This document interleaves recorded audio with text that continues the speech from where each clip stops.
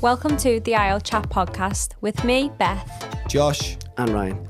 This podcast is all about exploring the big questions, the small moments and everything in between. Whether you're stuck at the shops, in traffic or just looking for some inspiration, our chat is here to keep you engaged. It's time to talk, connect and find meaning in those everyday moments. Welcome to the Isle Chat. Does anyone even listen anymore, to be honest with you? Well, this is the thing that we're finding out, isn't it? I think we all assumed that it'd be like this big, oh my God, they're back! And it just was anything but. But do you feel like, in your own personal life, you feel like the same? Like we're back? Yes and no. Right. I don't think. Elaborate. I think yes, we're back because obviously we're here in this scenario, and obviously we've got a lovely brand. What about you though, personally?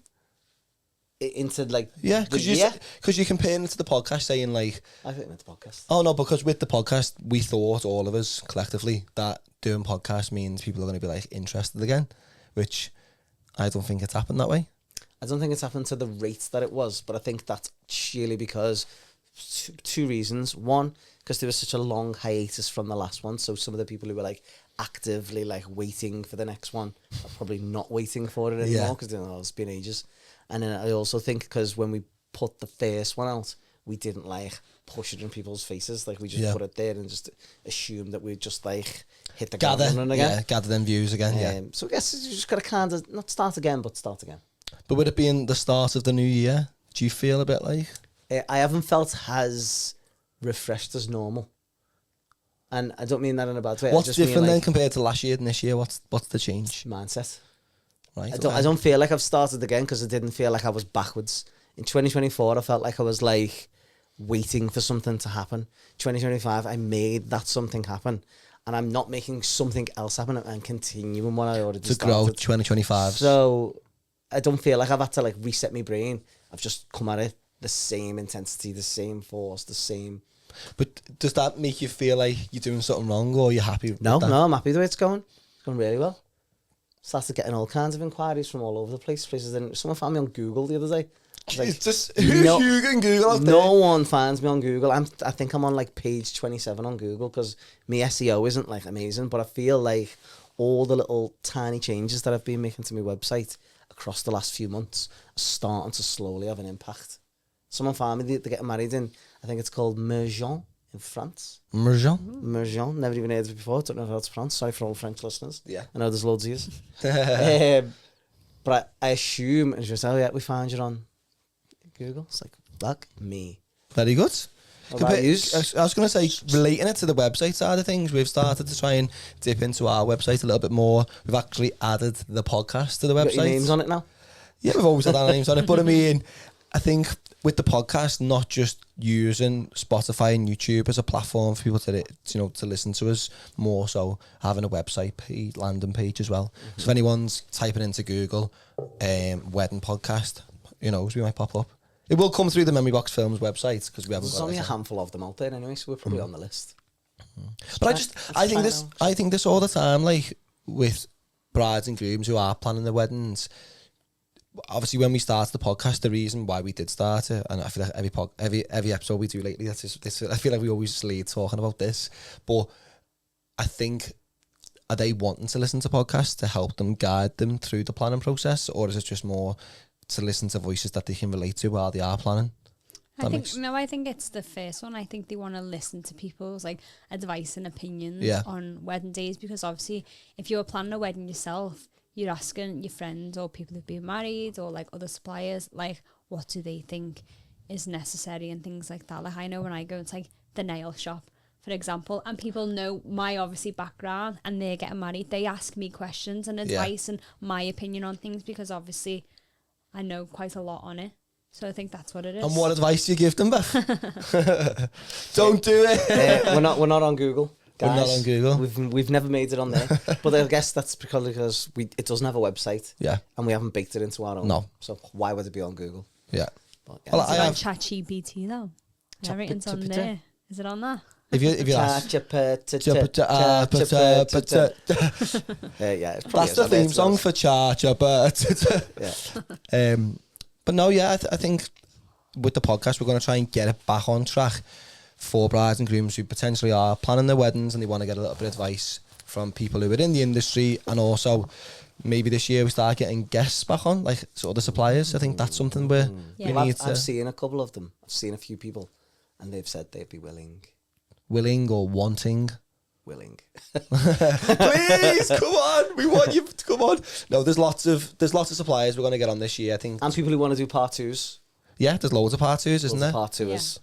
I think you can never say enough, can you, about what you're doing. No, there's only so much you can get in an hour's space, hour plus. Yeah. So speaking of reminding people of who we are, I think it's a good time to possibly go on to Weddings of the Week. Weddings of the Week? Weddings of the Week. Remember that old chestnut, that old wives' tale from the sea? Because I know you've had a few starting in 2026. You've had multiple weddings. Well, I had two. Two? That's a lot. People... What date, to be honest? The 15th of January. 15th, like yeah. That. So that's good. It was all right. Really good. Yeah. I think in previous years I've not really had one in January. And if I have, it's been like a little tiny one. Yeah. And these was kind of tiny, but I've had two.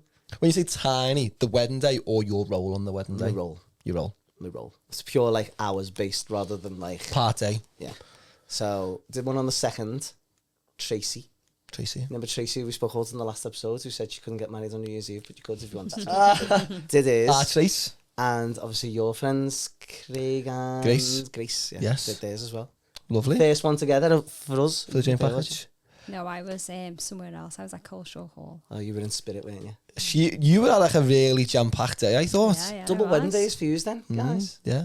We do quite a lot of... Well, I say we do quite a lot of double weddings. We actually don't. It's a lot of the time now people just book one videographer in our packages. And then if obviously we've already got one booked in for that day and then someone else comes in, it's quite a... I don't know. It's like a bit of a double whammy, isn't it, for us? Because we get to... Boss idea. One of us go to one wedding, then the other one go to the other, and it works out pretty nicely, really. Yeah. Pretty lucrative, you would well, say. you know, but it's not that Bets often. like that. Oh my God! Imagine how many nails I can get done with this. It's not that often that we do have double headers. I would say 6 to 7 a year. Yeah. Would you say? Yeah. But not even that actually. Not even that, yeah. I would say. But yeah, Beth had a full jam-packed wedding day, and obviously I was with you, and ours was pretty much jam-packed, I thought, with familiar faces and great venues. Do you want to go on to talk about Tracy's? Well, before I do that, I want to talk about how did you find it? Because you, most of the time, and people probably know this by now, I think we mentioned it last time, if you do book one videographer, it's usually this fella that you get. So obviously you do a lot of like the background work, the edits and things like that, the stories, whatever you want to call it. What did it feel like to go back in? You know what? Such a long break. I really, really enjoyed it. I was a little bit, I don't say nervous, but it is nice to obviously have Josh by my side because we can just read each other, the opposite ends of the room, we just bounce off each other. I know what type, how he shoots and things like that. But Matty was working with me, our good friend Matty, MO Media. Shout out Matty Owens. We absolutely love him. MO Media coming in. Former producer. Former producer. We'll get him on one time as a guest. But yeah, I think we should. Yeah. I think he is trying. When I say trying, he is in the wedding industry. He does shoot weddings. He shot weddings with you as a photographer. With me. He's about to shoot more weddings with me as well as part of my Rolling Stop Collective. Little shout out there to the Rolling Stop Collective. There you go. Getting that in there. But yeah, it was a really good day. They had so much going on. Like it was a 12 o'clock ceremony, and literally it just did not stop. Like they had singing waiters, champagne towers. Like they just had. They had like a big massive kids. They had a kids soft play. I've never seen one. It was huge. I think they had like 170 guests. Like it was big day, insane. It was a really big day, but it was so good. And Matty was on point. So that's right, Matty. Matty was worth his weight in gold. I really enjoyed it, and obviously being at Cultural Hall was great. Nice, yeah. Lots of familiar faces. Yeah. Other venues are available, guys. Go on. What are you going to say, Beth? I was saying, everyone was asking where Josh was. Yeah. Well, thanks, guys. Our friends from Barrett's, they were there. But yeah, there was lots of suppliers on your one, Beth, but there was also lots of suppliers on the one I shot with our joint package with Ryan at Knowsley Hall for Craig and Grace. And I would say our good friends was Jess from Sticks and Stems. She was dressing the room and also doing the florals, is that what you say? Florals. You can just, you know what I mean? I just make my own words up half the time. But her work was absolutely stunning. That's one thing I took from that day. Do you know what I really liked of that day? Obviously, the room looked great. The flowers that they carried, the girls looked great. But what did they call it? where they show the tables. I can't even say floral, so whatever you're asking like me. centerpieces? Not the centerpieces, but you know when you walk into the room and you've got like a seating chart. Yes. If you remember, table plan. Table like plan. a table plan, but the table plan was like, it's hard to explain. If you go on my post, you'll be able to see. But it was all like different levels, like kind of miniature flowers and stuff like that. Did you see it? It was all a lit. big, massive like table plan. It's hard to explain, but it was unbelievable. It's probably one of the best ones I've seen. My table plan, when I was talking about table plans, mine was like a big massive board, and every single, considering there was like 170 people, every single guest had an individual envelope, and inside the envelope had a personalised Handwritten? hand note off the bridegroom. What were the notes saying? I didn't read them. They were No, just for personal ideas. written. Didn't you get one? I Imagine. love when people dial it down to that level. You know, it just makes it more like. Obviously, there's more for us to capture, but there's more emotion from the guests. They feel more involved. I think when it gets, you know, when people put them on, I still don't get how they do it, where they put like pictures of people on the on the table, I always on the think places, that's impressive. Yeah. and I just think, God, there's like what 80 odd people here or whatever, and you've got an individual image of either one of yous with them or even just them on their own from way. They've done some Facebook search in there, haven't they? I always think that. I think how much time that must take. Yeah. Even the printing charges, as you know. Printing's not cheap these days. Girl. Well, another thing about my bride's, talking personal, she had one reading and a poem done in the ceremony, and both of them were written by the bride. But she And writes they it on the were- side. No one knew. On ChatGPT. No, she wasn't. She owned like an equestrian range, but they were so lovely. Yeah, Especially because they were personal. One was Yeah. about like people who passed away and stuff, and it was really, really I nice. think the more personality, the more, even, I'm not saying this is the case, but even if it's like not great, it's still lovely to have a personal touch. Oh, massively. Because it separates your day from everyone else's day. Yeah. 1,000,000%. I think in recent years I've started to notice people are not going for readings as much because they feel they don't want to put pressure on a guest who's in the room and stuff. But I think, as you've said then, for it being more memorable, more personal, definitely sway towards doing more of readings or poems and stuff, get people involved and Get a celebrant in. celebrants. Oh yeah, celebrants. They're always massively personal, aren't they? Yeah, they are. They obviously they dive really deep into like how the relation started. And don't get me wrong, I know a lot of people are like, that's not for me. That like I'm not that. I just want to get it over with something. I think they see the ceremony, in my opinion, as a very formal part of the day, and it puts them off in a sense where they're like, oh, that's the boring bit. That's like the bit we just want to, sign the paper and then start the party. But I think sometimes just, you're only going to do it once. So just try and lean in, yeah, and just go for it. No one's going to judge you. Yeah. As Your day. As the wedding we did on the 27th, which we haven't even mentioned, sorry. I don't think we did a podcast since day one, have we? No. Rachel's. Haven't we? No, Rachel and Craig's. We did one before Christmas, didn't we? Yeah, we yes. So Rachel and Craig's at Allerton Manor, we've got you guys, but he even said to me just before she walked down the aisle, he said, he was just such a typical, like, he was a big character, wasn't he? Oh, yeah. He was very funny. But he said, there's only 3 times you can cry in your life as a man, which, I cried watching Stranger Things. Don't remind him. I know. Please don't remind him. No spoilers. No Elle spoilers. dies. Don't. Oh, Too far. All right. Yeah, but Craig said about there's only 3 times that you can cry, and it was someone dying, and your baby being born, and your wedding day, seeing your wife. Fair enough. Did you cry? Yeah. Stop crying. You did the film, mate. I know. I gonna can remember him crying. Pull that all the way through. But do you know what's funny? When I was looking at you, because I've seen you cry loads at other people's weddings. When I was Great shout out for the masculinity out there. but when I've seen you cry at other weddings, and then when I seen you cry at yours, I was like, you cry really well. That's one thing I took from it. What's that mean? In a sense that like it's like a movie cry. Yeah, You don't I look thought ugly when you that, cry. Is what you mean? Yeah. Okay. Because when I cry, like it's bad. Yeah, I go like whole blotchy Yeah. on the face and everything. There's like Well, that's a snot nice compliment. everywhere. That's a Yeah, compliment. yeah. Some people do have a nice Do you know cry. what I think it is? I just thought about it then. It's because you don't really ever see me crying like unhappy tears. You only see me crying happy tears. Ah. So my facial shape and structure and all that might be different. Okay. So maybe So that. Maybe, you've never really seen me hurt or down or whatever. So you've only ever seen me cry. Happy faces, as Effie likes to say. Maybe you can do a tutorial though for fellas out there. How to cry? Well, yeah. I'll come and see you soon. Don't give me any business I ideas. know, yeah, I was going to say. I've got enough. YouTube channel, right, guys? Instagram's banned me from opening up any more accounts. I'm not surprised either, by the way. Oh, God. But yeah, where was I going with that? Rachel and Craig saying about crying.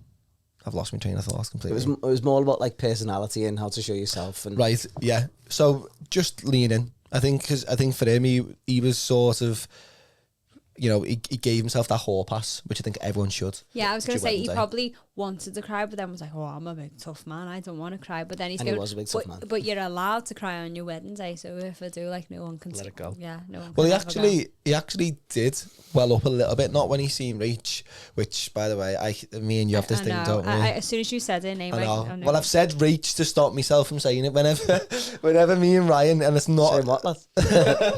Whenever me and Ryan say the word Rachel, this is a little behind the scenes thing. Batman Begins, Rachel, go and watch it, it's quite funny. But yeah, Craig did get a little bit of emotion when he seen his daughter. Not even when he seen her. They did a little voice note, which is quite a viral thing. That's getting viral, more popular, isn't it? Yeah, people putting little...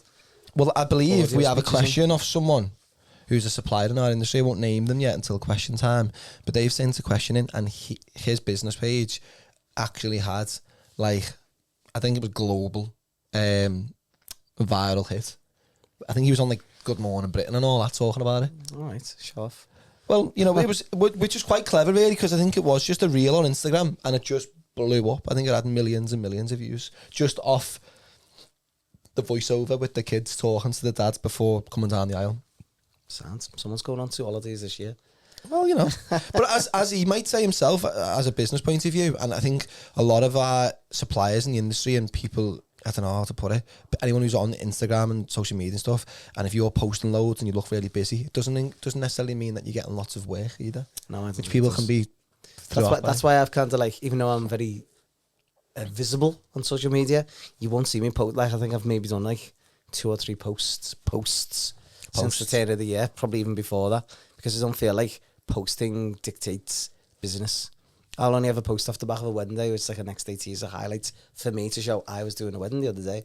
But apart from that, I don't like post like random things and do like skirty little dances and stuff like that just for the sake of posting. We've spoken about this before. But like, if you're doing well, you're probably posting less. That's what I think as well. I think that. But this is the quietest time for us in the year, and I feel like we've lately been posting loads just because we've got that many from earlier on the year that we haven't had a chance to got round to posting, which now we can sort of delve into. You're posting with intention, aren't you? Yeah. You're not posting for posting's sake, just, I've got to fill a spot today. Yeah. You're posting it because you've got the stuff that no one's seen. Yeah. And I say, when you're in them busy months, you haven't really got time to, I don't know, sometimes you haven't got that time to be like, right, let's post today, because you're editing. You're in the depth of work and stuff. So yeah, weddings of the week over and out. Welcome back. Keeping on the vibe of like starting fresh, starting new and stuff like that. You were talking about diets, which people find quite interesting during the wedding journeys. I don't think I mentioned diets on the podcast. But no. Beyond, but like a lot of ladies and guys usually go for like new versions of themselves for the wedding day. As Becky always says, if you can't get into the best shape of your life for your wedding day, you can't. Full stop. It's what she always maintains it. And I think it's right. But we were just talking about us and like the start of the year. Now everyone goes like, new year, new me, let's get in the gym and all that type of stuff. Our Bet's made us something. This might crack us off. With a little, what are these, Bet? Well, we call them protein balls, but there's no protein in them. They can have protein in, but it's on our New Year's resolution to buy. And they don't look that appealing. Like bird balls. But they taste really nice. I don't know if you can see them or not. So is this like a taste test? Because I haven't had one yet. Yeah, taste So there's actually no protein powder in? No, there can. It's just protein-based things. So there can be protein in slow there. release ones. Okay. But yeah, it's a healthy You snack. having one or? Of course you are. No. Oh, yeah. Are you not having one? They get proper stuff in your teeth, don't they? I'm having one. I've saved me a cup of tea. Anyway, welcome back, guys. After that brief interlude, we're back in the room with Josh, Beth, and Rye.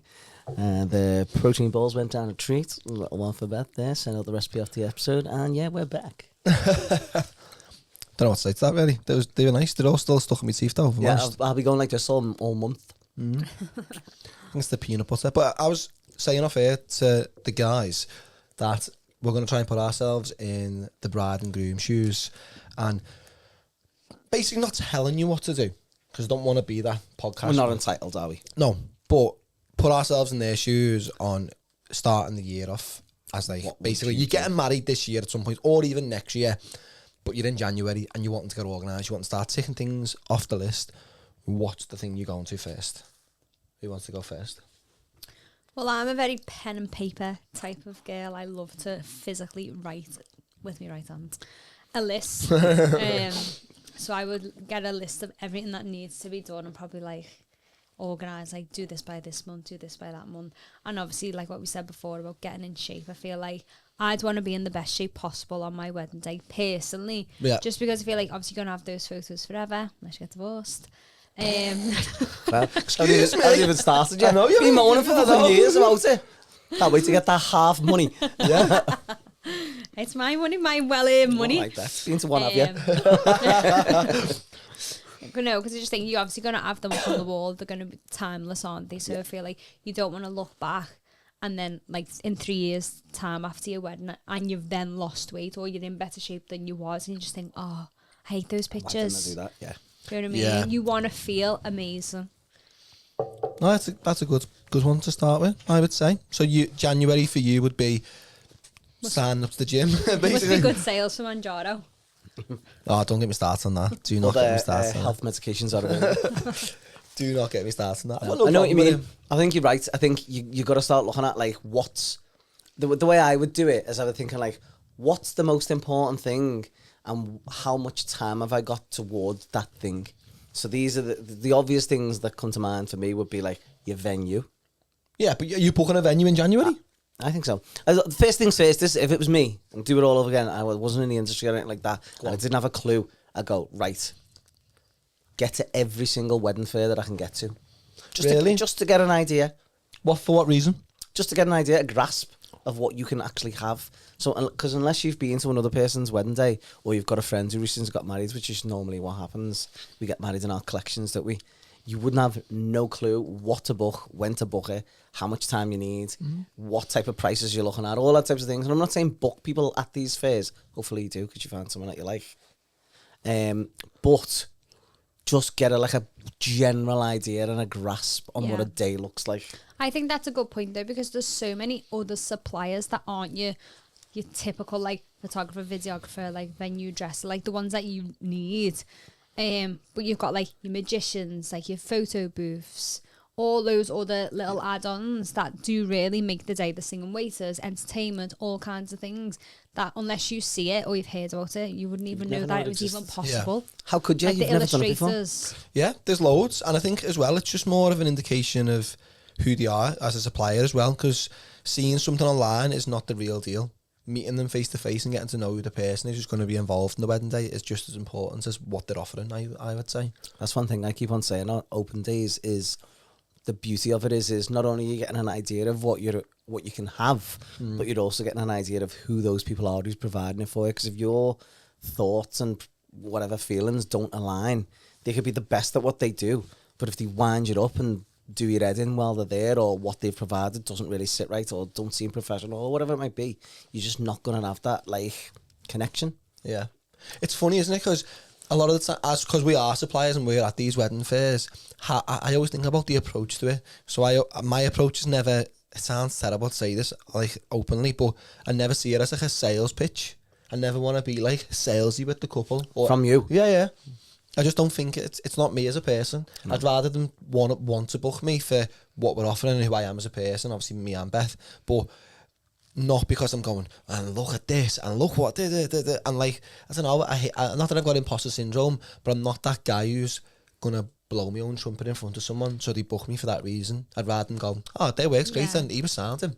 Not shoving prices down my throat and stuff. Because I feel like even when you're trying to like buy something and someone's like going on and on and on, and you think, I've got to buy this. No, or you'd be like, I've got to buy this just because I don't know I'm going to walk away from it. And then like later on you're like, why have I just done that? Yeah. Like, why have I just spent that? Like, we're not even going to use it or whatever. Whereas obviously, if you come back to it, then they can like go through the videos and like look at your work and see if they like what you want to do. And then obviously they'll remember your personality and it just lines up nicely. That's definitely something I would say to a lot of couples who were, as you give them the idea, now go to these open days in January, get a feel for like what you can actually have on your wedding day. Go to loads of them. But don't just book the first person you speak to, because you might regret it. And if anyone's trying to ram that down your throat, as from the supplier point of view, probably don't. Yeah, avoid them. Yeah, I wouldn't say avoid them, but like probably just don't go with like the sales pitch of, yeah, just today we're having, you know, it's that whole mantra that people have picked up somewhere down the line of like the DFS sale.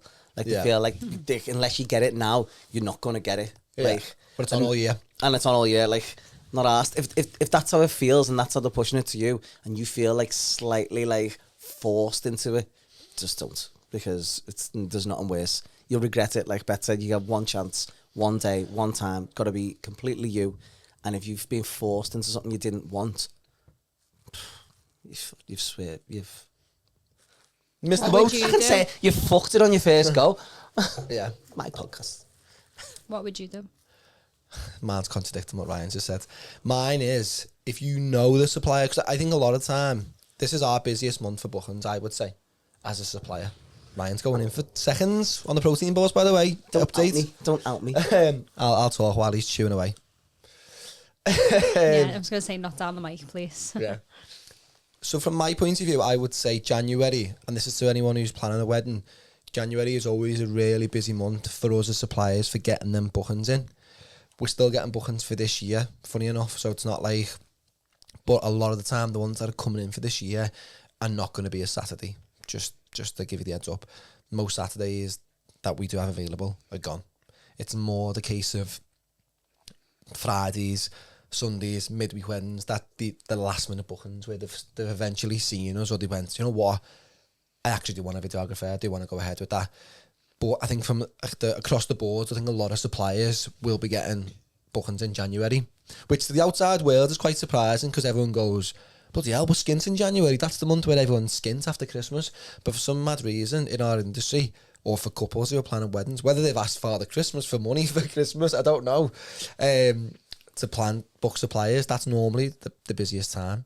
So I would say, if you've been looking at your suppliers for a while and you're in January as it is now, and you still haven't booked them, and you've got possibly the money sat there and you still want them, honest to God, do not wait too long. I know it's contradicting what you've just said, because you're saying have a little look around, but I think if you've only got a year to 18 months left of your wedding and you're trying to finalise the important suppliers, not saying we're important, but our dates do get booked up in advance, and a lot of other suppliers do as well, definitely reach out and see if they've still got your date available, and, you know, arrange a consultation with them to discuss potentially having them on your wedding day. I don't know, but I would say if I was in your shoes, not trying to go around the hours a little bit, if I was getting married and it was in January now, I would be going through the list of things that I really wanted and getting them booked this month. I wouldn't be waiting until the summertime to go on. Little ASMR there. In terms of importance of things, what do you think's the first thing people should be looking at? I think we all know it's the top one venue is done. That you can in my head, you can't book your suppliers without a venue date. That's my opinion.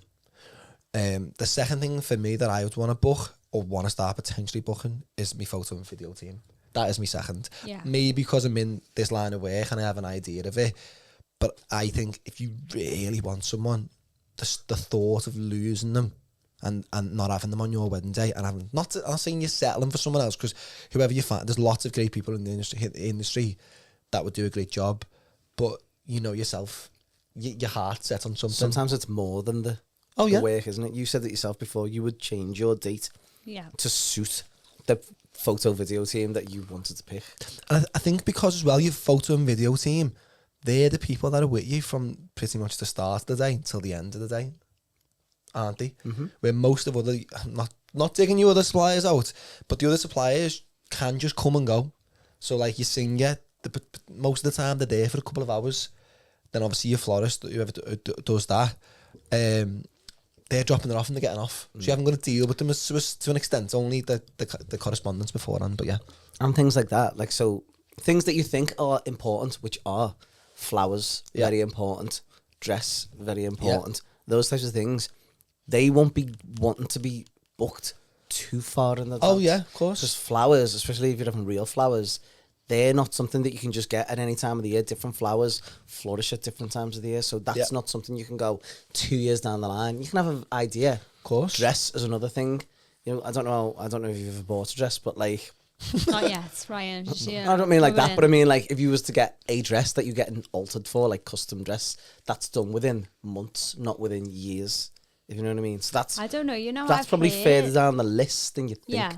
Go on, what are you saying? I was gonna say I've heard like bridal shops say you need to come and look for your dress like a long period in advance. But then saying that, get it on the phone now. But people have bought the dress with like obviously a few weeks before the wedding date. It all just depends on alterations and things have got to be shipped in, and people want like different stuff done to the dresses, don't they? So I think it all depends. I think dress is a massive one. I think from the bride's point of view, that's the envision, what they've always envisioned. But that's a day out with your bridesmaids and whatever else, and your mother-in-law or whatever. I think hair and makeup's quite up the top. Really? Yeah, personally. Oh, maybe. I see people booking it dead last minute though as well.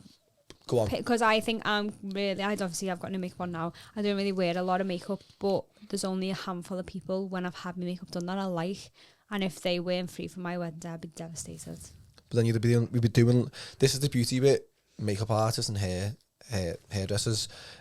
Is that what they're called? Yes. Yeah. They can do lots of trials with you. Oh yeah. So it's not just a case of on the day, let's just go for it and wing it. You can do lots of trials, get a feel for what you want and stuff. Where with your photo and video team, them consultations before you book them, that going to the open day to meet them, that's your only real opportunity of getting to know them. And then obviously you can see the work that's there to see. Unless, of course, you offer a pre-wedding photo shoot with yours truly. Would you recommend them? Yeah. To every couple? Yeah. Every couple? Well, obviously, yeah, from a monetary point of view. But also for them. No, but you didn't have a pre-wedding shoot, did you? No, I didn't. Only because of the distance, though. But I think... Would you have had one now? Think about it. I think so, yeah. Mm. I mean, obviously it's money dependent, but that money doesn't have to come from you. That could be a gift from somebody else. So I'll use Tom and Rebecca, who I've mentioned before on this podcast, as a thing, because I don't do a million of them. Oh my God, all he ever does is talk about Tom and Rebecca. Because I love them. Shout out to Tom and Rebecca. I don't do a million of them, but I feel their day was more... I was more emotionally connected to their day, no offence to anybody else, because I'd had that extra level of time with them. Pre their wedding day, and it benefited them in multiple ways because they felt more comfortable in my presence, which meant that they didn't feel forced or anything like that. I understood their personalities a lot better because I didn't just meet them on an open day. I did meet them on an open day originally, but I didn't just have that and then the consultation. Yeah, I had that in between. It's funny you say this because a lot of the time, obviously me and Beth are videographers, and sadly, we don't get to do these pre-wedding shoots, but when we do I think you could though. Yeah, I'd love to. If it was a thing, maybe we might start putting it out there. Maybe you can start being that thing. Being that thing that no one else is doing. Take someone on a little walk down a country lane. I think that's a fucking great idea. Why doesn't anyone do that? Do you know what? Do you know what? It's coming after this podcast. This is where you heard it first. Pre-wedding shoots for a video side of things it doesn't hardly happen, but it's going to start happening from now. But when we do weddings with photographers who've already done a pre-wedding shoot with their couple, not saying we feel left out, but you can already see the bonds there between massively. They've already had that like trust bond where we're coming in as like, yeah, we spoke to you on a consultation or over the phone or Zoom or whatever, but we haven't got that like trust yet. You don't know who you are. Of course. And they don't know how, because I think there's a part of the day that is really important, which is obviously the couple going out for their portraits, where it is a very intimate part of the day where you're shooting it. Beth's just trying to eat quietly. I really have a camel. But it is a massive important part of the day where you want to feel relaxed, and I think the pre-wedding shoots is the part where you can. Gold. Yeah. Absolute goals. I think everyone should have them. And not even just for the money point of view, just purely for that. Stop talking about the money cost side of it. It's all about the money. All about the emotional experience that you can connect with somebody on a much deeper level, which just makes everything run 20 times more smoothly or 1,000,000 times more smoothly. Yeah. obviously it's a choice. Obviously it's a factor, it's cost, but it is what it is. But in terms of everything else, so venues first. Venue first. Photo and video team second. Definitely. Probably dress after that. I would put dress after that if it was me. Yeah. Purely for like, you don't know what you want to. You'll have to go to a few dress shops. Yeah. I know Becky went to about 5 before she found the one that she liked.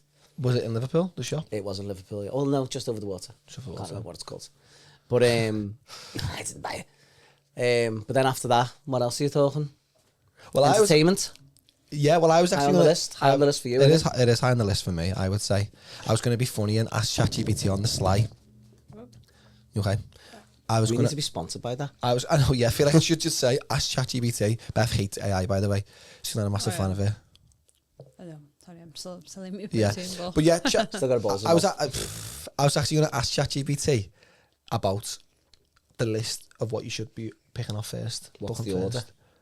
Yeah, just to get a clarify on what, you know what I mean, the artificial intelligence is But telling us. we're putting ourselves in their shoes if it was us. Okay, so I think if it was you, entertainment's number one for you, isn't it? I'd be picking me DJ or me nighttime entertainment first, and then I DJ or band?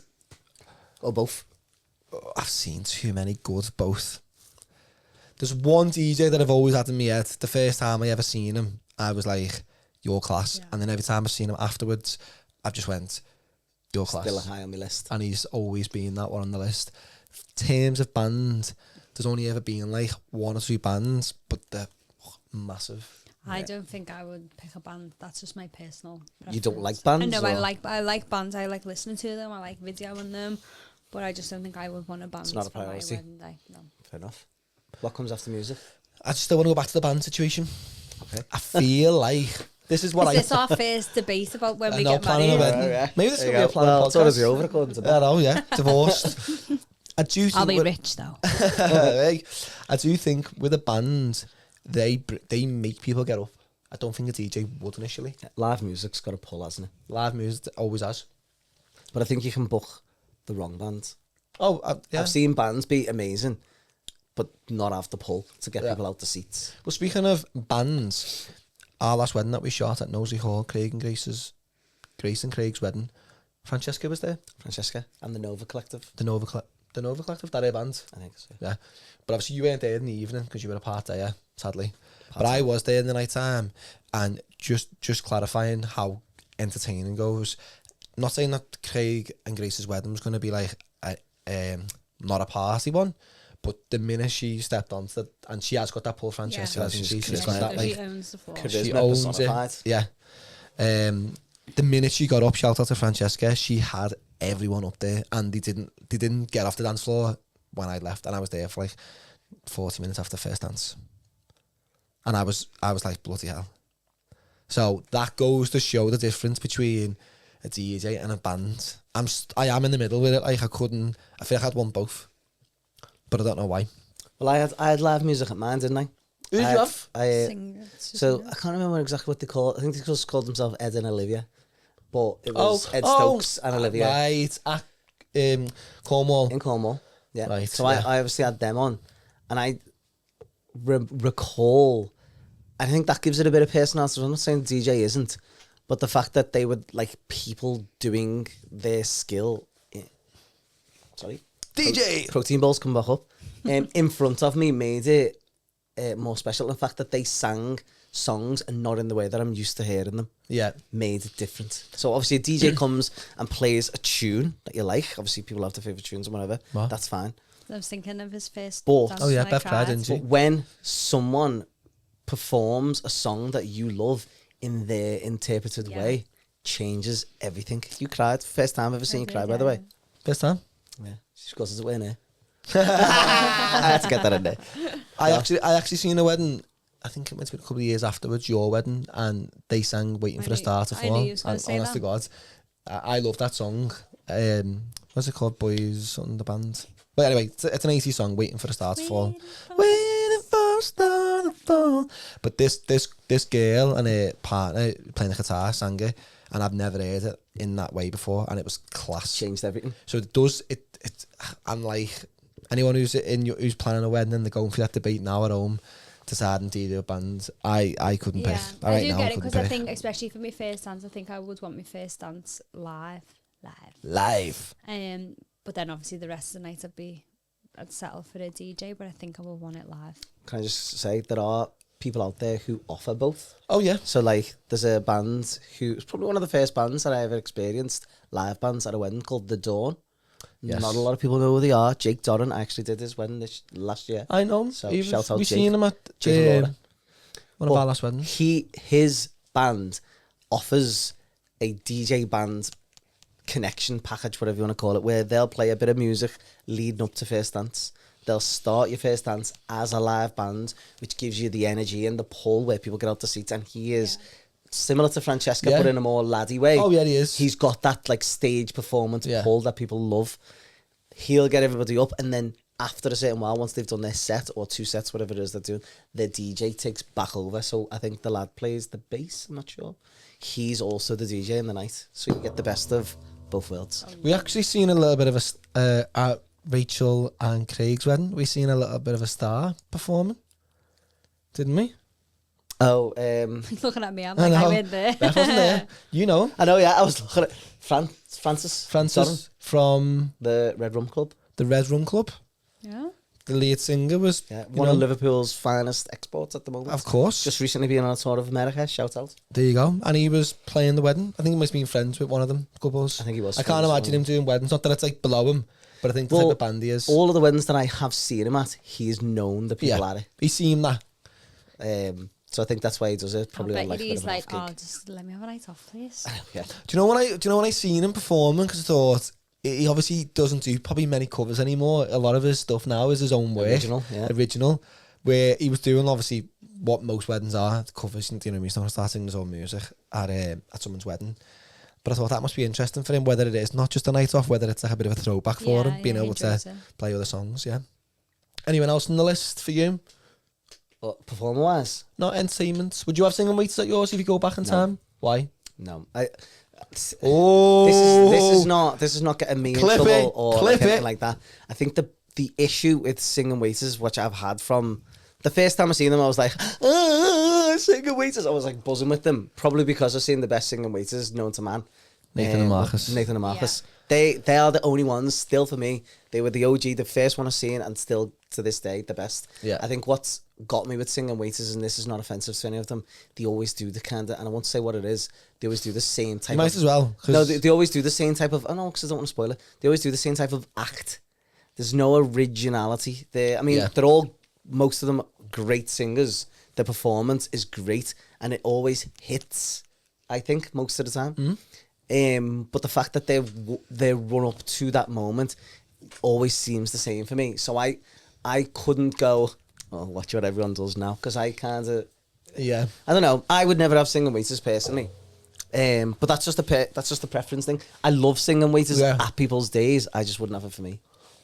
How about you, Beth? Yeah, I think because of being in the industry, I've seen it a lot. But I think entertainment after the dessert is a must. Oh, it's paramount, yeah. So whether that be singing waiters or like that fiddler that what are they? Yeah. 6 Hours Tongue, have you seen him? Cole Shaw. No. Doesn't he? Have you seen him? I'll clip that. It's like his famous thing. But he's so entertaining. He gets everyone up off the seats, and then obviously even like Francesca or Abby, like someone singing just to get everyone up so there is no lull. The lull is what everyone calls it, isn't it? That point between your wedding breakfast ending and your nighttime starting. There's a gap there. Oh yeah, if you're lucky enough to be in summer and you have a lovely sunny day and you've got an outdoor venue, don't make any difference. Everyone's just out on the lawn doing their own thing. But if you've got something to fill that spot, doesn't matter what it is, get it. Yeah, I would say. I'm a bit like this with singing waiters. I think I actually would have them. You know, my favourite part about the singing waiters, and I don't know if this is ruining the illusion, so if I should just take it out, but you know when the second one comes in, every time it happens, I always think, how boss would it be now if they all just started popping up? Yeah. Like a flash mob. Yeah, and I always think, how good would that be? Maybe we might do that, Beth. Guests on the tables and all that type of stuff. People who are fake guests who are just singing waiters. That should be the new way forward for them, I think, like flash mob style, where there's like more of them. They're expensive, so you imagine like, do you know what I mean? Yeah, but if you're having them, you're having them. One day, Josh. What happens after that? One day. So you've got all that part. What about people around that? What do we think about things like... I've got one for you. Wait here. Go on. What about photo booths? 360 boots. They're there. I've always... Games on the lawn, child games. Games on the lawn, I'm dead weird with, because I feel like, do they ever get used to the full benefit? I think if you've got kids there, which we're going to have kids at our wedding, for them it's great. For 5 minutes. Yeah. Because kids' attention spans are like... And they just end up taking all the stuff and running around the venue with it. And I'll be going around the garden cleaning it all up. It's got a security deposit waiting to happen, isn't it? But that's it. But then I think there's likes of Crazy 9 Golf, is it? Oh, Great addition. Amazing. Yeah. Great addition. Up there. That's up there, but I think I'm one of them. With I love them, and I love that their part in the day and stuff. They do have actually a massive part of the day. I think it's a venue-based situation. Yeah. Not that I've seen them at some venues and it just works. Like Nosey Hall, when I've seen them at Nosey Hall on that. It's lawn. weather as well. It's weather as well, yeah. But I think as well, you've got to be a crazy. You've got to be like a crazy golf type of couple as well. I think it's got to be your thing. I think sometimes people put things on to entertain the guests, where I don't think I'd do that. I would be more about. Yeah, I love it when I see a couple book something like that for them. Oh, massively, and because they can't wait to participate. Yeah. And obviously it's great then for us because we've got additional content. Yeah. It makes total sense. But if you're just booking it to add it in just to like tick a box or whatever like that, don't waste your time. But people do, sadly. People book things in the drinks reception. So when they're going through their list now and they go, I remember seeing The Magician at the fair. And you think, you don't even like magic? I love magic, as you can tell all around me. It's full of Harry Potter stuff. And that is real magic, by the way. So I probably would have a magician, and there's one in mind that I was blew away with. So no names. He's on the list. Other magicians are available. There's lots of magicians out there, and they're all amazing. And like, not all are amazing. I've seen some dodgy ones down the line. But obviously we've got our He made friends. his career disappear. we've got some great ones. Obviously Alexander, he was on the podcast. Mm-hmm. You know what I mean? We see him all the time. I was speaking about him yesterday. But yeah, so I was actually going to say, a lot of the time, people don't realise when they come to book their venue that they've actually got to book their registrars or legal side separately. Nothing to do with the venue. So that's one thing people don't realise. Well, you've got to do it with a so that needs to be in advance because they have certain timescales legally that they have to like push it out to the world to say we're announcing that we're going to be married, to give people, weirdly as this sounds, give people time to object to the marriage before the day. That's actually what it's for. Oh, you know what I've just thought of? Invites. Oh, one we didn't even think of. That's gonna Paper doll, I apologise. Invites is a long in advance type of thing, isn't it? Because how long notice do they need though? Well, normally a save the date goes out first, doesn't it? So how soon is a save the date once your venue's secured? Would it not be? So that's probably higher on the list than you realise. Does everyone do a save the date now? Some people just do it digitally, don't they? My mate did it digitally. Yeah. But I think that was cost reason. Sorry, Sean. I know what he's like. No, I think there's Save the planet. Yeah, he is. He's all about saving the planet, Sean. But no, I think that's one thing I didn't actually think about. That's a good little thing, that invitations. Well done, Beth. Some people don't. Like, I know my cousin went nuts on her save the dates. She got these like clear glass, RJ went mad. Clear glass, like personalised to every single person. Stuff like that. Must have spent a fortune on them, and then it costs you even more to send. Of course, which I think is why everyone chooses to go the digital route these days. Obviously, to save the planet. But yeah, didn't even think about that. Well, yeah, my friend saved the date. She got married at Christmas time. So the Christmas before, she sent everyone a bauble. Like a wooden bauble with the December calendar on, and then their date was circled. And we still got it, haven't we? We've still got it, Chelsea. Still in the Christmas decky box. Oh, yeah. And it was at West Tower. Shout out West Tower, one of our lovely venues that we love. That we recommend suppliers. That I recommend suppliers for. I've actually started seeing a lot of suppliers put their like list of venues. Have you done that? Of like where they recommend that? Not on me. Where? On socials? I haven't put it on my socials. It's on my internet. Oh, it's on my internet. It's on the www. No, it is on my website because I added a few adjustment, like little. I actually got accepted as a recommended supplier for new places, didn't I? So I actually put them on there. Look at him. Not unlike, no big deal. Do you know what's funny? There's venues that we've basically done open days at, and obviously we've had the conversation. I recommend supplier, but it's not like concrete. That makes sense. With some venues, like Hope Street, for example. Like we've done open days there like 3 or 4 times now, but I've never went to them and been like, "Hey, are we on that list that you give out to your couples?" Yeah. That's something I've ever asked. There's only 2, I think, concrete venues that I know about. Yeah. Which are obviously West Tower, OG. We love West Tower. Brother got married there. It's holds a special place in my heart, and Culture Hall as well. 2 of our favourite venues, I would say. Yeah. Even if we weren't recommended, they are 2 of our favourites. I actually worked out, I think we're doing over 10 weddings this year at West Tower. I think it's 11 to be precise at West Tower this year, which is a great number, I think. Quite a few there as well. All right, right. Not about you, it's about me. Share every part. Wonder how many weddings we've got together at West Tower. I know, it's crazy. I feel like whenever I turn up there, they're always asking where both of you are. We come as a 3 at West Tower, I think. No one asked me about you. Funny. No, right. So next things to add to the list, anything unique that we've seen that we like. How soon in advance would you ask like your groomsmen, bridesmaids? Best men, maid of honours. How soon would you do that? Well, people incorporate that into like their celebrations now, don't they? They have like there's always like something reveal. Nowadays. Yeah. A lot of girls do it, don't they? Like sit them all down. They've all got a parcel each. Will you be my bridesmaid? How did you ask? Boss idea. How did you ask Mason to be a best man? Or was he best man? I think he was just by default. Oh, was offense. No offense to Mason, but he was the only person there. The only lad. It was Becky's dad, my ma's fella, and Mason. That's quite funny. Becky's brother. I can imagine that drive up and you go, "Are you excited?" Yeah. You do know you're my best man, by the way. Okay, honest to God, I think that's how it went. Obviously, because people may or may not know this by now, but like my day was very, very intimate. There was only a select amount of people there, and it probably saved me in a little way because I've got like obviously good friends from school who we call ourselves the Echo Boys. Shout out to the Echo Boys. They don't even listen because they buzz off me for doing this in the first place. But like great friends, that I would have to choose a best man from 5 best men, which would have been really difficult.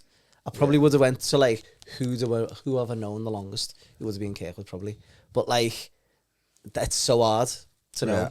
But like if you genuinely had to decide or you had to pick, you've got to play it probably safe with a sibling or something like that as you. Well, that doesn't help me out because I've got 2 siblings, and there's a part of me that thinks I don't want to. I don't know what situation I'm going to be in when we come to get married, but I sometimes just let you be your best man. Save it. Yeah, but it's the two best man situation for me. I'm similar to you. I've got lots of friends who I could class each one of them as a best man for different reasons. Ryan, don't get your hopes up. You might be able to wear a suit. Yes. But again, where do I draw the line? I've got so many. I've got 2 siblings, 2 brothers. Tough. Like, Tough one. 3 siblings. That's probably why you do it so far in advance. Sorry, Mel. Respond. Do you know what I mean? So yeah, Luke's like an extended sibling of mine, my cousin. Class out Luke. Shout out Luke in Australia. Down under in Oz. You got loads of friends as well. Lots of. It's a tough one. It's going to be hard for you, by the way. Very hard. I'd probably just get off. And then even bridesmaids, like, where do you draw the line for bridesmaids? Because I always like the idea, and this is people who are planning weddings, who are out there thinking of who to choose and stuff. I like the idea of it being the same number. Bridesmaids and I love it, you know. It always looks better. Well, yeah, I better get some more new friends then with all of this. No, just his friends are your friends, Beth. Let's be honest. Exactly, yeah. You can have their partners if you want. Yeah, all the grooms and have plus ones. Yeah, but I honestly, God, I love the idea of that when they're walking down the aisle, brilliant. And like the lads and the bridesmaids walk together. That's great. And you know, from our point of view as well, not to make it about us, but like when you're doing the formal portraits later on, if you want to call them, it looks so much nicer, cleaner, crisper, more aesthetically pleasing when there's an equal number of lads and girls. Yeah. You know, other genders are out there, but like lads and girls, bridesmaids and groomsmen. Yeah. So when do you ask them? How far in advance? Well, I was thinking when you were saying about giving the box, like, do people ask like the invite suppliers? Have you been asked to be bridesmaid before, Paul? I know I've been asked to be best man twice. I think there were boxes and that. But yeah, it was like, can you just try that dress on? We be bridesmaids was one. Who was that? Kirsty. Okay. Wasn't Kirsty, that's very thoughtful of you. Try that on. It was like, That's your come bridesmaid dress. upstairs, I want to show you something. will you try it on? Because I want you to be a bride. Oh, that's quite nice. That was A that. more nicer. Can you try it on? No, what was she asking you to try on? But as we were going up the stairs, Put this on. as we were going up the stairs, Harlow was obviously our niece, was only little. As we were going upstairs, she goes to me, my mum's gonna ask you to be a bridesmaid. So before I got up the stairs to the dress, I had to like do a poker face. Yeah. I was thinking like, is she winding me up? Yeah. She's wise beyond her years, that kid. Yes, she is. Yeah, she's 10 in February. No need. 10 in She's like 18. Yeah, that's Jay and Casey's problem. I went to Jay and Casey's house before we went to Bali. We were flying the next day, weren't we? And went down just to say goodbye, and it was the box thing. Like, yeah, it's a box. Yeah. That's a good way to do it. I think the time will probably be like whatever you feels right. Yeah. What else? I think the other two are boxes. I can't even remember all the effort that's put in, and I can't even remember. I can't remember now. But it is a case of what come first, I would say, as well. I remember, Sean asked me to be a groomsman, and I hadn't seen Sean for a while because he was living in Manchester. So he come to Liverpool for the day, and he just said, "I've got something for you," and it was like I had a little thoughtful gift, and I said, I was gutted when it said, "Will you be my groomsman?" I'm like, groomsman? Excuse me, what the hell's this? Do you know how many weddings I've been to?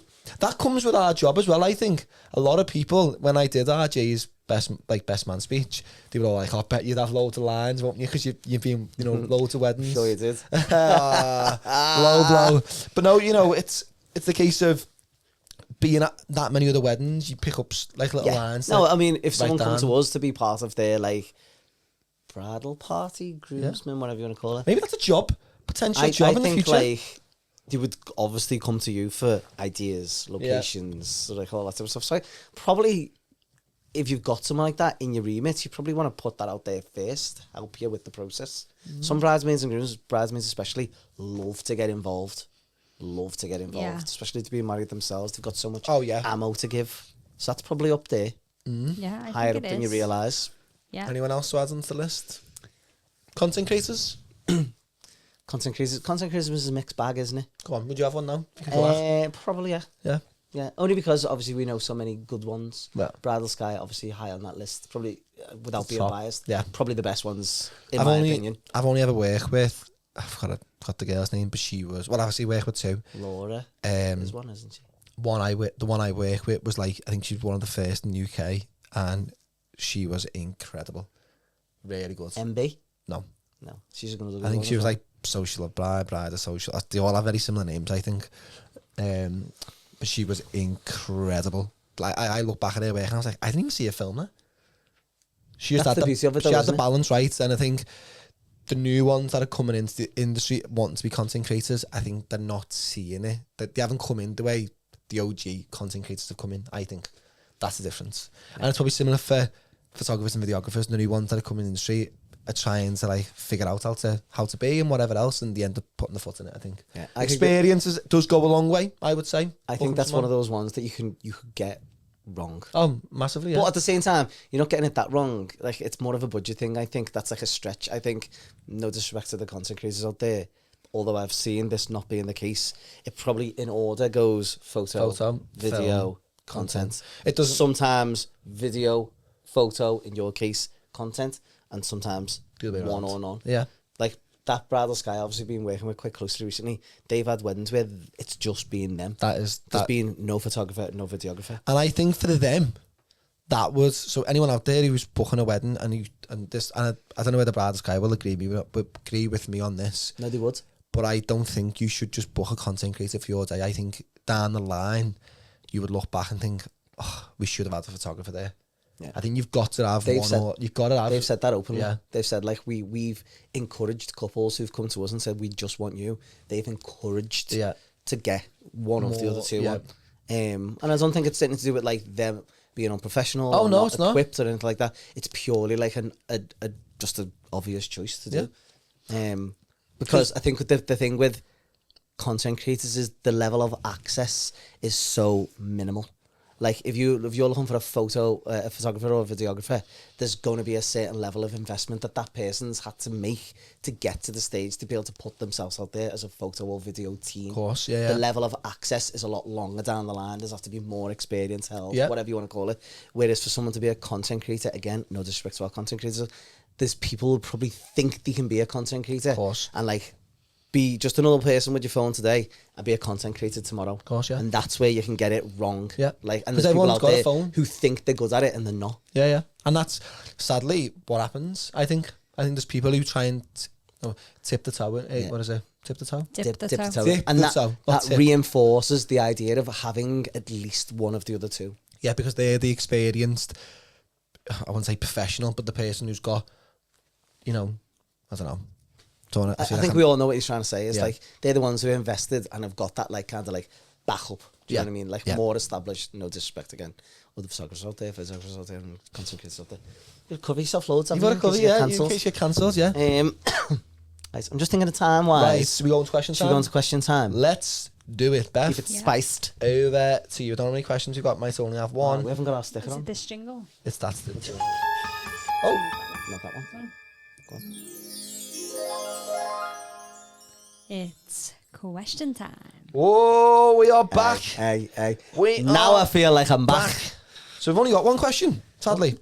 and I've already sort of alluded to who it's from. It's Joel Videography, I think it's pronounced. But his name is Owen, I believe. Owen. How would you pronounce that name? Owen. Owen, obviously, second name. I know it's spelled out. Well, if I'm looking at it like other words that are spelled like that, I'm going to say blow. Blow. Because it looks like floor. Okay. Owen Blow. who sent in a question, but before we actually go into the question, viral video, want to give a little mention, 4.1 million likes. Now in terms of views, that would be about 57.5 million views. Sick. I believe, I'm probably guessing here, he has got his own podcast as well, which is Go and Listen to That, the Joel Wedding Podcast. Probably pronounced it wrong, Owen, I'm sorry. But yeah, go and have a little listen to their podcast as well. They've got lots of suppliers on there similar to us where you can get some knowledge, hints and tips. Hints and tips, trips, whatever it is. Tips, yeah. Tips and tricks. Tips and tricks. I knew we got it wrong on purpose. But the video what went viral was the groom's daughter leaves him a beautiful message before she and her mummy walk down the aisle, and the groom's obviously crying, which is quite funny because you mentioned it early on, that's starting to become a thing now where people are starting to do them type of videos. And every time it happens to me and I film and I always go, I can't post it because I'm never gonna beat his one. Yeah. So well done, Owen, for ruining it for the rest of us. We can't post anything like that anymore. Thanks a lot. Thanks a lot for that. But his question is, what is your top 3 goals as a business for 2026? Do you want to all have one each? You could have one each. One each. Yeah. Have a little thought. Top one now. Oh, you can do number 1. I'll do 2. So I can straight away. I mean, people have. This is probably a shit house close out the way out of. I want to continue to keep going the way I'm going. That's an obvious. Shooting with intention, meaning more to people, expanding how the experience is. The skill side, I think, I wouldn't say I've grasped, but I feel like from a skill point of view, people can expect a certain level of work back from me now. There's no knowledge barrier between me and good photos anymore. I can be consistent, whatever venue and stuff like that. But I think for experience, I'm always looking to expand that, what you feel from me rather than what you get from me. Okay. So that's going to be a continuous one. And also, obviously, my little academy. Oh, yeah. And the collective. And if you want to know more about his collective and his academy, go on to www.rolandstop.com. No. Well, they're 2 things that I definitely want to get off the ground. Is that your full website name? No. HTTP. It's just rollandstop.co.uk. Photography shop, gone forever. Photography shops. Photography shops, what I trade as like an official business entity. Yeah. But in terms of like what you see, it'll just be Roll and Stop. The one's too long-winded. Yeah. I always think about changing our name all the time. Your name's laughing. So it feels like it's a bit dated, I think. But they're the things, goals. They're the goals for me. I want to keep going the way that I'm going because I feel like I'm on a good path and things are materialising in front of me to show that I am actually on that right path. So I'm self-validating that I'm doing the right thing. But yeah, the collective and the academy, the 2 things that I really want to drive through this year because I'll have a lot more time to do it. Lovely. I would say mine as a business goal is to become a better filmmaker / storyteller on the day. Ooh. So not that I approach every single wedding day the same, because I don't, because everyone's wedding's differently and they have different venues, different setups, you know, throughout the day and stuff. But I just think the storytelling. So I know Beth does a majority of the editing. Obviously, I do a lot of the editing as well, but she tells the story of the editing, I would say, more than me, don't you? Yeah. Mine's a lot of culling and then just doing the ceremony and speeches in full, which doesn't really tell a story. So it doesn't help. I'm not saying it doesn't help me on the day, but yeah, on the day I want to just sort of, I don't know, strip things back a little bit. I think a lot of us as creators and stuff, not that you play it safe, but you'd always have that, like, that's the safe shot. That's the safe shot. Yeah. That's the safe shot. Sections you're getting before you get there. Yeah, before you even turn up, you go, got to get a location shot, got to get a drone shot, got to get a dress shot, got to get a makeup shot, got to get... And it just does that. Even in terms of how we set up in the ceremony, I always think it's very much, not safe, but it's like, camera on the groom, camera on the bride, one floating round. Like, that's it's going to be a bit more like spontaneous. But storytelling, looking for them moments rather than just shooting in full. And more for ceremonial speeches, I would say this is the storytelling needs to, step it up a little bit. But throughout the day, yeah, I think there's individual little stories that are happening throughout that you can always get better at capturing. I think we're all guilty of that, though. Yeah. We're all probably, I mean, people have obviously booked us for our strengths and our abilities and what we give back. So we know that what we're doing is correct. But I think similar to what we spoke about throughout the whole episodes, just leaning a little bit more into the personality of not just them leading into their wedding day, but you leaning into the wedding day with your persona. Yeah. I might start being a bit like, I won't say the word dynamic, but just a bit more risky. Yeah, I think that is what it's about. Not saying risky, because you still got, I think with the ceremony and the speeches, for me, I always think you've got like 3 cameras on the go here. One of yours has got to be like the risky shot. Yeah, that's how I see it. One of yours has got to be that risky shot. The other 2, they're doing the safe things for you. Yeah, they're concrete, not going anywhere. They're in focus. They're capturing the story from a very standstill point of view. But the other one, go a little bit risky, a little bit rogue, not vogue. And you wanna? Mine was quite similar, so I was going to say it's continue to develop my creativity in storytelling and obviously producing films that are more personal, but I want to be able to watch every single film, and it happens throughout moments of the film, but I want to be able to watch them from my point of view and just feel like a viewer, feel the emotion, get the goosebumps, feel happy, upset, and I do get it at times when I'm editing. I'm like, God, I'm gonna cry, but I want to feel that the whole way through. And I do agree with what you're saying. I feel like sometimes I'll be editing and think, oh, I really wish I had a shot of this to go with, that would be perfect. But if we had more of those riskier shots, maybe we would have got it. Tough, isn't it? I think there's a very big reason why we're all kind of playing it safe, inverted commas, is because you'd only get one chance. Exactly. And I think that's where we're all in the same boat, every single one of us, no matter what we're doing. Like, you've got one go, whether you're doing a photo and video, whether you're doing the flowers, whatever you're doing, you've got one chance. Yeah. So there's got to be an element of safety to it. But I think safety causes stagnation. And that's why you probably get people coming into the industry, being around for however many years, floating around in the industry. Happens time and time again. They become too safe. Yeah.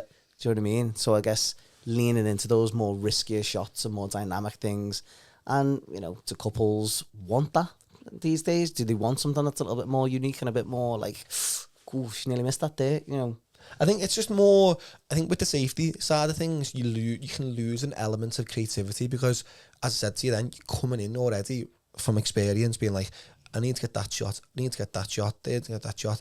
And then when you've getting them shots and done, you're on to the next shot then. I feel like the time for being a bit creative is gone because it is a limited time that you're on anyway throughout the day. Mm-hmm. So I think it's just, being a bit more comfortable, being a bit creative, not rather than just going, playing it safe, getting the same safe shots. Which, by the way, when I say safe shots, doesn't mean they're terrible and they don't look nice. They're clean as anything. They tell a story really nice. But it's just more... It's more just a personal development as a business. Our films are beautiful, they are great, but we're always looking to improve, and obviously that's a way that we're going to try to improve.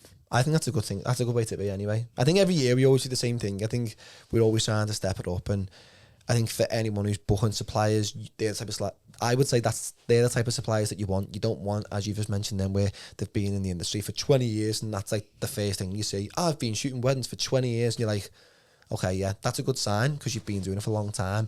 But let me see your work from 10 years ago and let me see your work from now. Has it changed? Because I know when I look back even just 5 years ago to work that we've done now, it's on a different level. And that's your own work. Yeah. I agree. Yeah. Same. But I think that's the way it should be. You should be constantly, every year, looking back, being like, oh my God, like, yeah, that was great then. But look where I am now. Mm-hmm. Where I think a lot of suppliers who've been in the industry for that long, the work seems to just be the same. Mm-hmm. And I think, look out for that. I have a question. One final question. Oh. So obviously we've spoke about priority of things that need to be booked on a wedding day. If someone come to you and said, look, I'm getting married, I've booked the essentials, but what am I missing? What's the one thing that you've seen that you would say, I should book that? Obviously we're taking away your typical solid photo film of you, venue dresser, invite, all the things that you need to have. What is something that you think you should have? Too much of a good question for me to answer. I'm going to think. I would say something. That's hard, that, Beth. Oh, I've put you on the spot there, haven't I? Well, we can always obviously cut and come back. Yeah. No, yeah, stay on. Stay on. Don't cut. Don't cut yet. I would say. Go on. Because I'm trying to not think outside the box, but I'm just trying to think different. And I would say, if you've got a lot of children there, make sure that there's something to cater for them. As in soft play or a nanny or like a colouring in station. Just make sure that there's something. Shout out. Shout outs. Yeah. About 800 shout outs there. Well, they're the people that come to mind when I think of keeping kids occupied. Yeah. I just think if there's a lot of kids on the day, you need to cater to them. That's what I would say. If they're saying we've got a bit of extra money, what can we do? That is what I would say. I've got one, I think. I think that I've got one, but I don't know if it's wet or not. I think it's a bit crap. But this is something I always recommend to people to do before all of it. Every single thing. Not, I've got everything, what else do I need? Because that list can be endless. More before it all. Something I kind of tell people to do. Yeah. Is to create a joint email for you both. Oh, yeah. Very good idea. So so obviously the weddings get out of control and there's inquiries flying left, right and centre. There's people who you've blocked flying left, right and centre. There's people wanting you to get you on consultations all over the place. There's backwards and forwards of choices. Everything just goes, and if that's spread out across 2 people's or more's email systems, that just gets lost. And as we know, Google has a really good way of getting rid of things when you don't want it to. Make a joint, Josh and Beth wedding 2028. I'm not saying that's the case. Oh, breadcrumbs. Manifesting. If only. But that's a really good idea. And some couples come to me with that, but I just think it just keeps it all in one place, one time. There's no, where's that email from? These are good tips. I think that's a really good one. Good start before everything. Your one. Mine was... Obviously, I like espresso martini. Bring your dog! I like espresso martinis. I like champagne. I'd have something specifically set up for that in the wedding to cater for my needs, but also... They have cocktail hours, don't they? Yeah, cocktail hours. But specific cocktails. But you have personalised cocktails as well, don't you? With couples' names. Yeah. But I'd have something like that. But we've seen one where it's the champagne, where you ring the bell. Out the wall. Oh, We've seen one. Get one of them. We've seen something like that. That's something I'd probably go for. And then the second thing was, which it happened at Craig and Grace's one, was Polaroid cameras. For my birthday this year, I got a film camera. Did you? I did, yeah. You knew what one, did you? And when we were at Craig and Grace's wedding, they had lots of Polaroids, Instamatic type thing, Max Beerman, cameras. And I actually got one sent back of myself. Yeah. So, and I actually liked the look of it, because I think with them cameras, there's something really don't get me wrong, they're expensive as well, but there's something quite, nostalgic about them. Yeah. There's something unfiltered about it. Yeah, and every image that you see is raw. There's no edits involved. There's no staging involved. 101, Yeah, it's one of one from that person's point of view, what they've seen, bang. And even in terms of the composition and the skill set behind the person who's taking the photo, they're probably not going to be like David Bailey. They're going to be an average Joe, which sometimes makes it nicer. Yeah, it's a bit more rustic, isn't it?